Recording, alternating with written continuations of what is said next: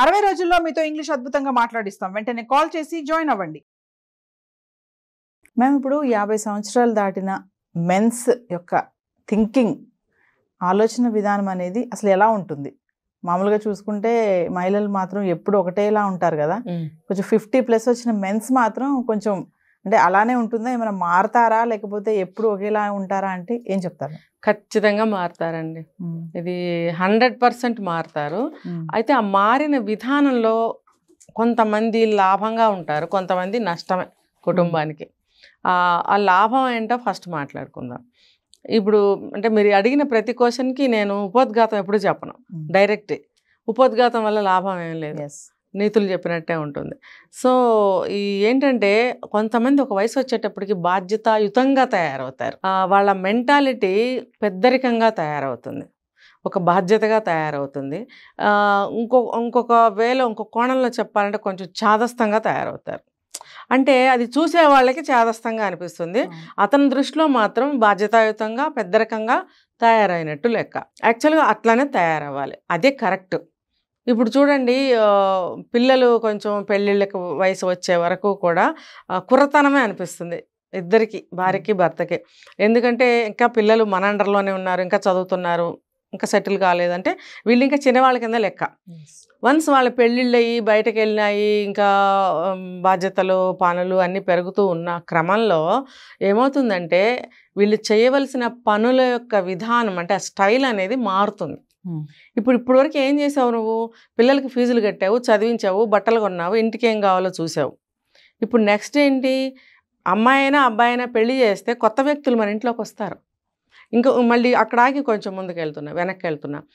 ఇప్పటి వరకునేమో నువ్వు మంచివాడివైతే భార్యను ప్రేమగా చూసుకున్నావు, లేదు నువ్వు కోపిష్టోడివో, కొంచెం సర్దుబాటు లేనివాడివో, లేకపోతే మెంటాలిటీ వైజ్గా నువ్వు కొంచెం మంచివాడివి కాదు చెడ్డవాడివి అనుకుందాం, ప్రతిదానికి తిట్టడం, కొట్టడం, బాధించడం చేస్తున్నావు అనుకునేటట్టు వరకు చేస్తున్నప్పుడు అది సరిపోయింది అక్కడ వరకే. నీ ఇల్లు, నీ భార్య, నీ పిల్లలు, ఒక 20-25 ఏళ్ళ నుంచి చూస్తూ పెరిగిన నీ పిల్లలు, మీరందరూ పాత వాళ్ళే, ఏం అవ్వదు. కొత్తగా నీకు మ్యారేజ్ అయ్యి కోడలు కానీ అల్లుడు కానీ వచ్చినప్పుడు వాళ్ళిద్దరే వస్తారండి. కోడలు వస్తే కోడలు ఫ్యామిలీ వస్తారు, ఏదైనా అకేషనల్గా వాళ్ళ చుట్టాలు అందరూ గ్యాదర్ అవుతూ ఉంటారు. అలాగే అల్లుడు వస్తే కూడా వాళ్ళు కూడా వచ్చి గ్యాదర్ అవుతుంటారు, అందరం మనం కలుస్తూ ఉంటాం. కలిసినప్పుడు కూడా ఇప్పుడు నేను చెప్పాను, ఈ ఏజ్లో మెంటాలిటీ మారితే ఒక బాధ్యతాయుతంగా పెద్దరికంగా తయారవుతారు, అవ్వాల్సిందే.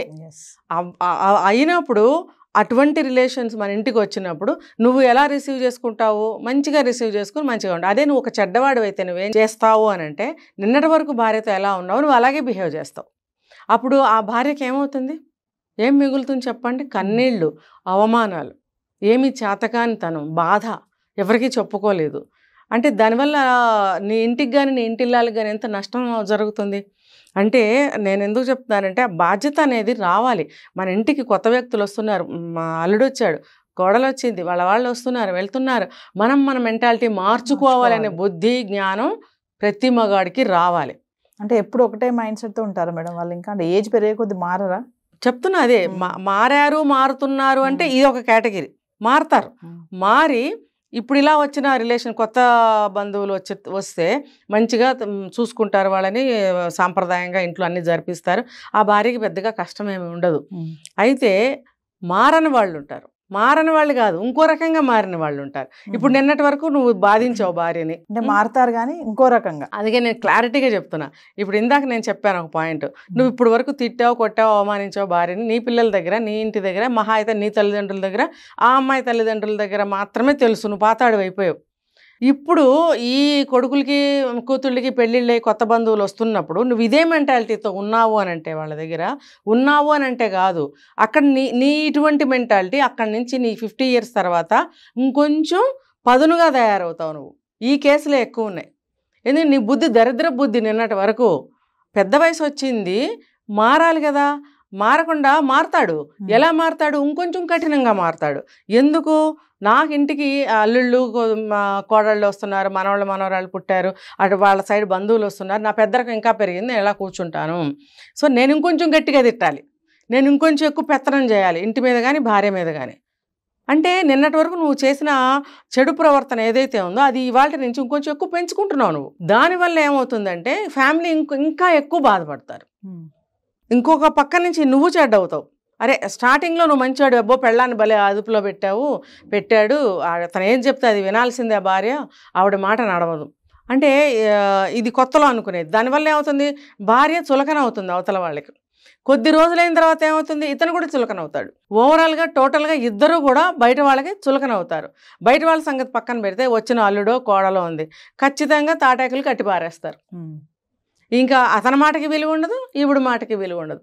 అప్పుడు ఎంత జీవితం అనేది ఎంత భారంగా తయారవుతుందో చూడండి. ఇంకొకటి చెప్తా, ప్రతిదీ అతని మాటే చెల్లాలి. ఒకవేళ మంచిగా మారిన మగవాడైనా మారని మగవాడైనా అతని మాటే చెల్లాలని అనుకుంటే కనుక, ఇప్పుడు బాధ్యత వచ్చేసింది నా మీదకి, నాకు పెద్దరికం వచ్చేసింది, నా మాట నడవాలి, నేను చెప్పింది నేను కరెక్ట్గా నడిపించాలి అనే బాధ్యత వచ్చేసింది అతనికి. వచ్చేసి ఇగో ఇలాగే చేయని అంటే కూడా ఆ భార్యకి నరకమే. అరే అట్లా కాదు, ఏ వయసుకైనా సరే భార్యాభర్తలు ఇద్దరు సమానమే అని నేను ఎప్పుడు మొత్తుకుంటున్నా. ఆ సమానత్వం ఎప్పుడు బాధ్యతాయుతంగా, బాధ్యత అనే ఒక ఇదిలో నువ్వు బాధ్యతను తీసుకున్నప్పుడు మాత్రమే సమానత్వం. అంతేగాని నువ్వు తాగి తందనాలు ఆడతాను, భార్యను కొడతాను, అవమానిస్తాను, లేకపోతే ఈవిడు కూడా నా పాటికి నేను తిరుగుతాను అంటే అది సమానత్వం ఉండకూడదు. అక్కడ ఉండకూడదు. ఎప్పుడైతే మీరు బాధ్యత తీసుకుంటారో అప్పుడే మీకు సమానత్వం వస్తుంది. అంతేగాని ఈ వయసులో ఇంకో పోయేకాలం వస్తుంది. ఇది ఒకటి చెప్పానా, ఇంకో పోయేకాలం చెప్తా. వీడేం చేస్తాడు, వీడు అనే అంటా నేను, వీడేం చేస్తాడంటే ఇందాక మనం చెప్పుకున్నాం, మొబైల్ చూస్తూ ఉంటాడు కాదు, కొద్ది రోజులకి అడిక్ట్ అయిపోతాడు. మొబైల్ అడిక్షన్లో ఉంటాడు వాడు తాగినోడి కన్నా లేకపోతే ఏ వ్యసనం కన్నా ఘోరమైన వ్యసనం ఏదైనా ఉందంటే ఈ సెల్ ఫోనే నా దృష్టిలో.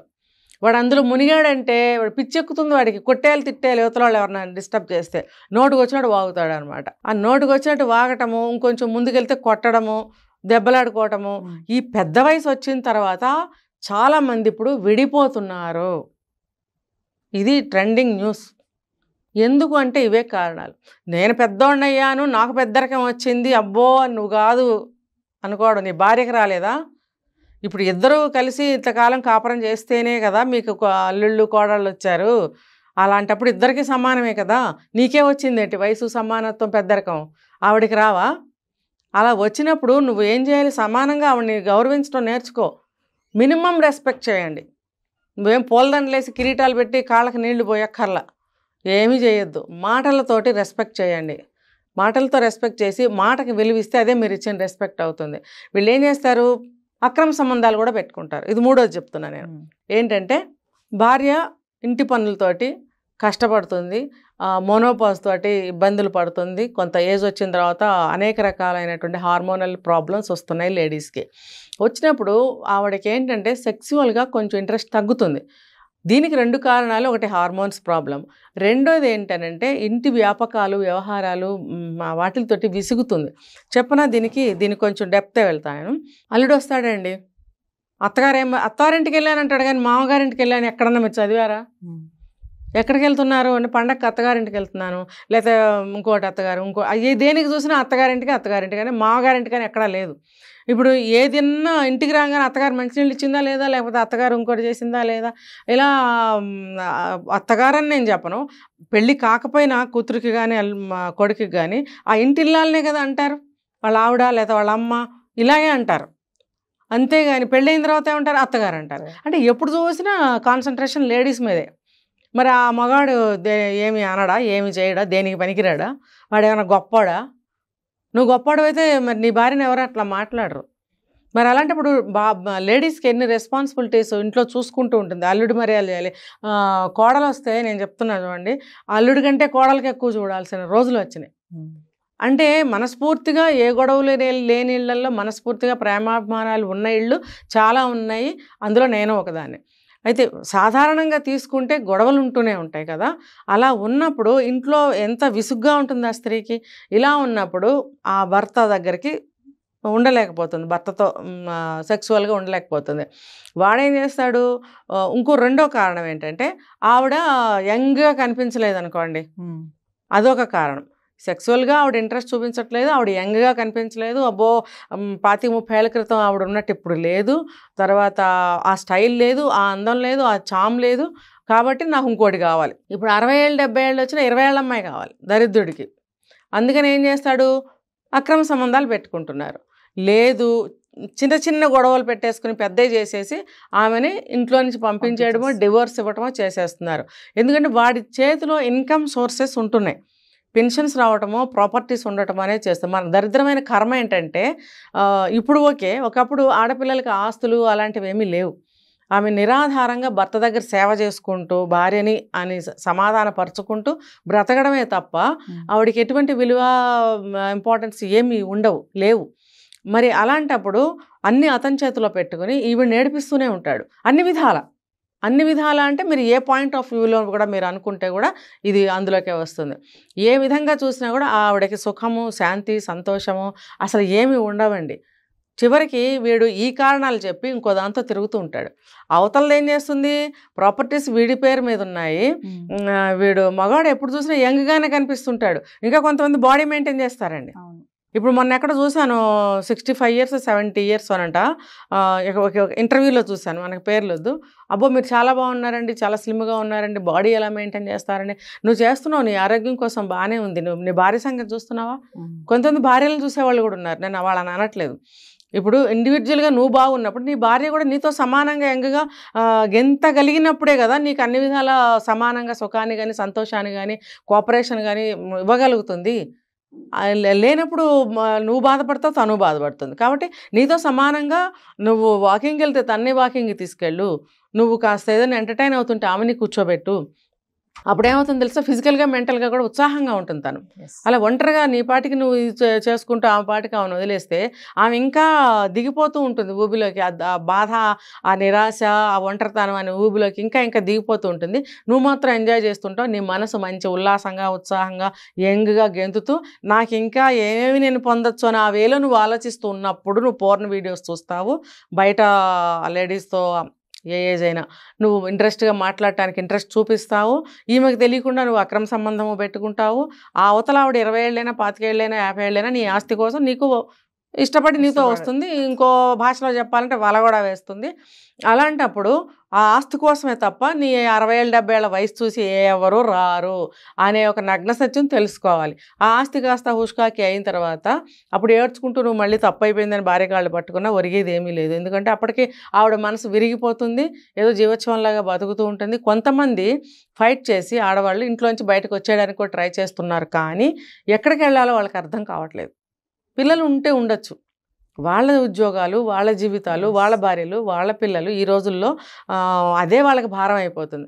మనం వెళ్ళి కూర్చొని వాళ్ళకి భారం పెట్టడం అనేది ఏ పేరెంట్స్ ఇష్టపడరు. ఇష్టపడినా పడకపోయినా చూడాలనే బాధ్యత ఎంతమంది పిల్లల్లో ఉంది ఈ రోజుల్లో.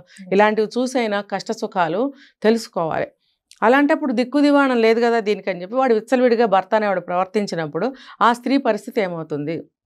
మీరు 50 ఏళ్ళు దాటిన తర్వాత అన్నారు, 70-80 ఏళ్ళు వచ్చిన మాయరోగాలు, పోయాకాలాలు ఇలా వస్తున్నాయి. ఎందుకు అనంటే ఇన్కమ్ చేతిలో ఉంటుంది, ఆస్తులు వాళ్ళ చేతిలో ఉంటున్నాయి. ఒక ఏజ్ వచ్చిన తర్వాత ఇద్దరు కూడా ప్రాపర్టీస్ లీగల్గా సమానం చేసుకుంటే మంచిది భార్యాభర్తలు. ఎందుకనంటే ఎవరు ముందు ఎవరు వెనకపోతారో ఎవరికి తెలియదు, ఎవరికే మాయరోగం వస్తుందో తెలియదు. కాబట్టి సాధారణంగా ఆడవాళ్ళు ఎక్కువ కష్టాలు పడుతున్నారు. ఈ కష్టాలు పడే స్త్రీలకు మాత్రమే నేను చెప్తున్నానండి, ప్రాపర్టీ కొంచెం తన పేరు మీద రాయించుకుంటే మంచిది.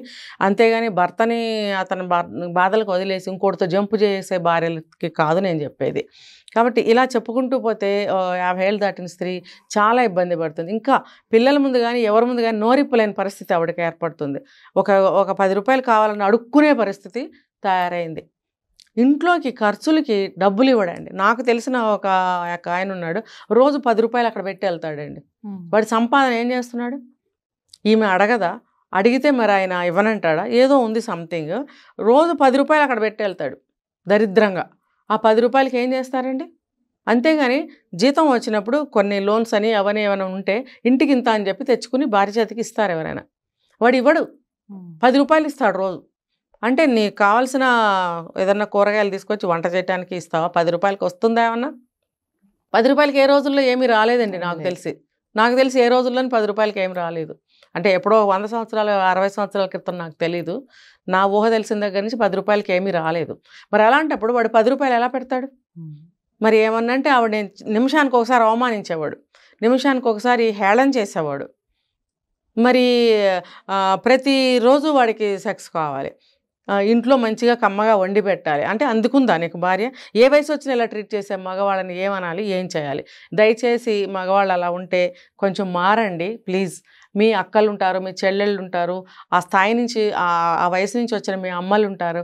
ఇప్పుడు మీ భార్య కూడా ఆ స్టేజ్కి వచ్చింది కాబట్టి మీరు దయచేసి అలా చేయకండి.